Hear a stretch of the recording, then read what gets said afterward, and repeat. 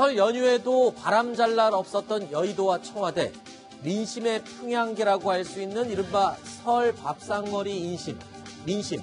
자, 이를 두고 여야가 각기 다른 해석을 내놓고 있어서 눈길을 끌고 있습니다. 이 이야기 좀 짚어보겠습니다. 조수진 부장. 네. 일단 설 연휴 직전에 터진 정치권 가장 큰 이슈, 김경수 전 지사의 선고였는데 이거에 대해서도 굉장히 과반이 옳았다 이런 평가가 나왔군요. 네.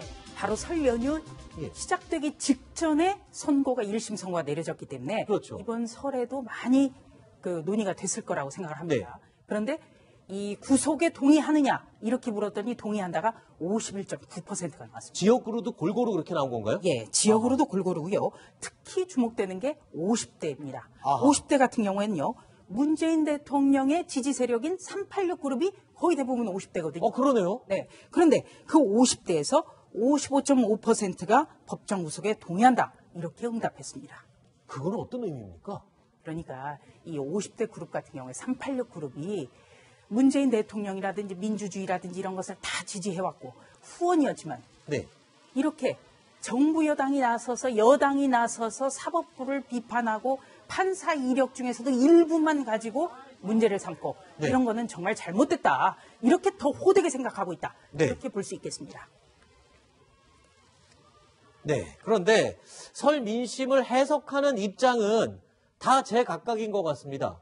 자, 먼저 문재인 대통령의 국정수행평가에 대해서는 잘한다. 그리고 잘못한다. 이거는 어떻습니까? 지금 설과 관련해서 어떻게 좀 변동이 있는 걸로 봐야 됩니까? 약간 오른 건데요. 조금 올랐죠. 근데 둘 다 올랐어요. 부정적인 평가도 오르고 그렇죠. 잘한다도 오르고. 그렇죠. 그러니까 설 민심은 사실은 그러니까 먹고 사는 문제가 가장 중요하지 않겠어요. 네. 뭐 여러 가지가 물론 영향을 미쳤을 가능성이 있지만 제가 볼 때는 그중에서 이제 30대가 많은 부분 조금 지지율이 많이 떨어진 부분으로 나오고 있어요. 30대라고 하면 실제적으로 지금 직업을 찾고 있는 상황이기도 하고 또 실제적으로 가장 경제적으로 압박을 받는 그런 세대라고 볼 수 있을 텐데 그런 세대가 많은 부분 지지를 좀 일정 부분 처리했다고 하면 그건 결국 경제 문제가 집중적으로 영향을 미쳤을 가능성이 있다. 사실 그리고 20, 30대는 물론 정치에도 관심이 많지만 실제적으로 본인들이 먹고 사는 문제에 더 많은 관심을 갖고 있거든요. 또 네. 설 민심이라는 것도 결국은 취업이나 아니면 생활고나 이런 문제 얘기가 많이 나올 수 있는 부분이 있기 때문에 제가 볼 때는 그런 부분들이 영향을 미쳤을 가능성이 있고 네. 아마 이제 조금 올랐다고 표현하는 거예요. 그러니까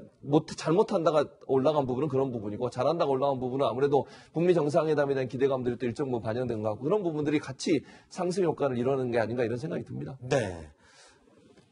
자, 아까 제가 잠깐 언급을 했는데 각 정당이 설 민심을 평가를 하는데 서로 이거를 아전인수라고 해야 되나요? 본인에게만 유리한 쪽으로 보고 싶은 것만 보는 것 같아요. 그렇죠. 네, 맞아요. 그러니까 더불어민주당이든 자유한국당이든 본인들이 보고 싶은 것만 보는 거죠. 결국 네. 민심이라고 하는 게 양쪽이 다 있을 거 아니겠습니까? 네. 또 뭐 본인들의 지지층이 있는 지역 같은 데 가면 그런 얘기를 하겠죠. 결국은 당연히. 그래서 결국 저것도 정치적인 메시지라고 저는 생각해요. 설 민심을 해석해서 발표하고 얘기하는 것도 본인들이 이 민심이 이렇다는 걸 통해서 정치적 메시지를 던지는 거 아니겠습니까? 또 부동층에 있는 분들한테 그런 메시지를 던져서 본인들에게 더 가까우게 만들려는 의도도 갖고 있고 그래서 저는 정치적 메시지가 더 강하게 포함된 그런 내용이 아닌가 하는 생각이 듭니다. 네. 그리고요, 저는 이번에 더불어민주당이 설 민심 기자간담회를 하는 걸 보고 깜짝 놀랐습니다. 왜요? 야당이야.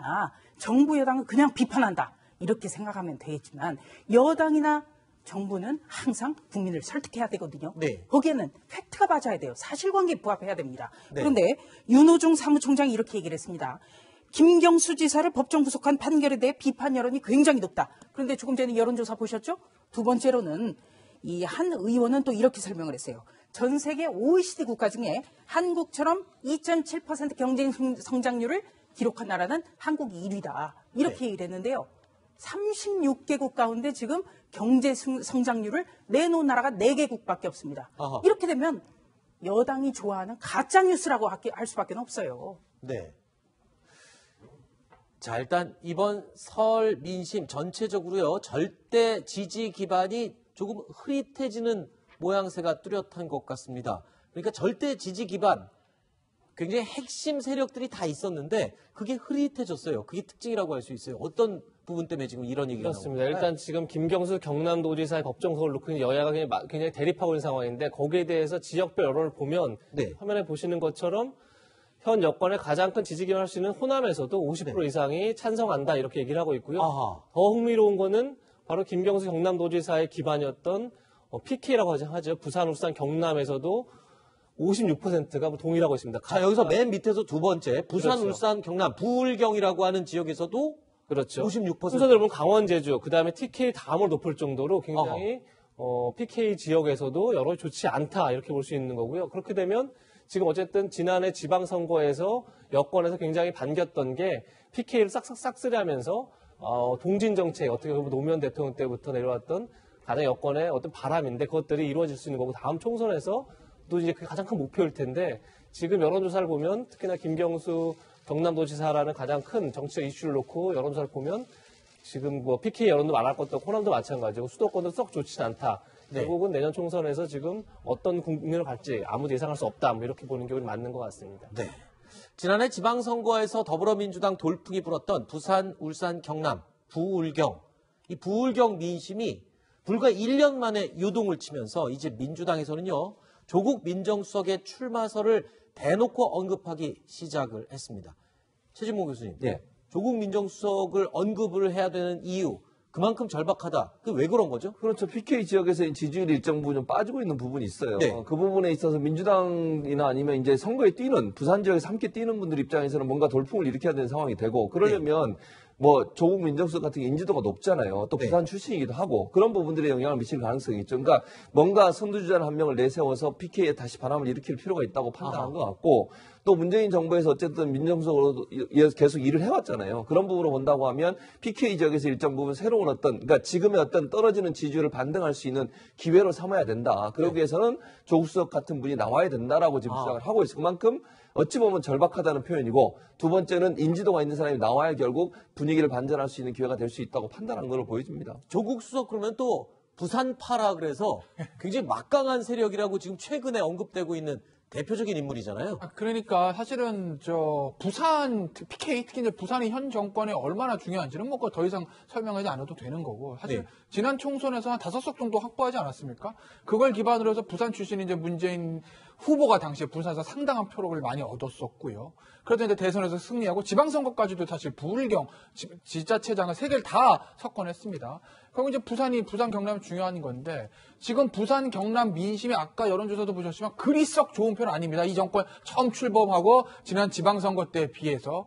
그러면 다음 총선 때 부산에서 최소가 원래 확보에다 5석을 유지하는 것은 물론이거든요. 한두 석 정도 더 확보를 해야 그래야 이제 다음 대선 때 승부가 난다고 생각을 할 거예요. 네. 그러면 부산에 아마 부산 출신에서 명망가들 중에서 새 인물을 투입할 수밖에 없는데 누가 있겠느냐라고 생각을 해보면 예전부터 나왔던 조국 수석의 차출론이 그래서 나오는 거죠. 뭔가 부산을 대표할 수 있는 문재인 정부의 상징과도 같으면서도 새로운 인물, 정치권에 찾아보면 조국 수석밖에 없다는 결론이 좀 도출하는 거죠. 그래서 그렇죠. 아마 조국 수석의 총선 차출론이 계속 좀 나오는 건 아닌가. 아마 실제 조국 수석 차출할지는 모르겠으나 네. 아마 내년 총선이 4월이잖아요. 네. 아마 후보 확정돼 3월, 2월 말, 내년 이맘때까지도 조국 수석 차출론이 계속 나올 거예요. 조 부장님. 네.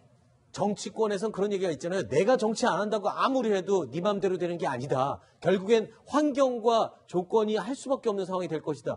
조국 수석은 정치 안 한다고 여러 번 얘기했어요. 근데 얘기 들어보면은 내년 총선에 조국 수석이 나갈 수밖에 없는 상황이 될 수 있다는 거예요? 우선요. 예. 정치는 전혀 맞지 않다. 정치할 생각이 없다라고 했는데 대통령까지 된 분이 바로 문재인 대통령입니다. 네. 네. 그렇기 때문에 본인이 안 한다고 해서 안 할 수 없는 그런 환경은 아니라는 거죠. 그리고 지금 부산의 지형에 대해서 말씀하셨는데 문재인 대통령이 기치를 들어서 지난 총선 때 18석 가운데 16석을 석권했습니다. 네. 그렇다면 이 선거가 과연 내년에도 유지가 될 것인가? 지난 3년 전 총선이죠. 이때는 바로 90년 3당 합당 이후에 부산의 지형이 확 바뀌었다는 그런 의미를 가져요. 그러면 그게 뒤집어질 것인가, 굳히길 것인가 굉장히 중요한 선거거든요. 그렇다면 간판, 얼굴이 있어야 됩니다. 그러면 누구를 세울 것인가? 네, 문재인 대통령의 자서전 운명을 읽어보면 조국 수석이 생각나는 거죠. 네. 운명이다. 지금 두 분 나갈 다 수밖에 없는 거예요. 두 분 다 얘기를 해보니까 다 나올 수밖에 없는 운명까지 얘기 지금 나왔습니다. 예. 어떠세요? 이재명 차장. 사실 같은 생각입니다. 아, 그래요? 여권의 대선 승리 방정식은 딱 하나입니다. 그러니까 지금 뭐 노무현 대통령이 그랬고 문재인 대통령이 그랬고 부산이라든지 PK에서 후보를 내서 호남의 절대적 지지에 PK의 높은 지지율을 합쳐서 그렇게 해야지 승리를 할 수 있다. 이제 이런 공식을 기본적으로 갖고 있는 거고요. 그런 점에서 PK에서의 어떤 내년 총선의 승리는 굉장히 중요한 의미가 있습니다. 어떤 정권의 재창출이라는 점에 있어서 그게 중요한 의미가 있고 그런 점에서 문재인 대통령이 초선을 하고 바로 대통령이 된 것처럼 조국 수석을 어쨌든 다음 총선에 내세워서 국회의원이 되고 그 다음에 대선까지 달아볼 수 있는 그런 인물로 일단 만들지 않을까 저도 그렇게 예측을 해봅니다. 하나만 더 추가로 말씀드리면요. 네.